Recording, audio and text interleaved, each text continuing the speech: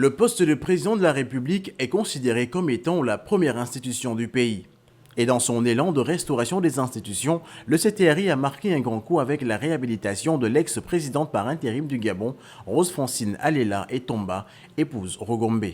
En effet, par le biais du président de la transition, Brice Clotaire Oligui Nguema, l'histoire de la jeune République gabonaise vient d'inscrire en lettres d'or, dans ses lignes les plus marquantes, le nom de l'ancienne présidente du Sénat comme étant officiellement la troisième présidente du Gabon après Léon Mbami Komidan et El Hadj Omar Bongo Ondimba, né Albert Bernard Bongo. Même si cette réhabilitation intervient 8 ans après son décès, celle que l'on surnommait la Dame de Fer a retenu l'attention des nouveaux dirigeants du pays qui ont, lors du Conseil des ministres du 8 novembre 2023, acté la décision de la reconnaître pleinement comme présidente de la République avec un rôle majeur joué lors de l'intérim assuré par cette dernière entre juin et octobre 2009 après le décès d'Omar Bongo Ondimba et avant la venue au pouvoir d'Ali Bongo Ondimba.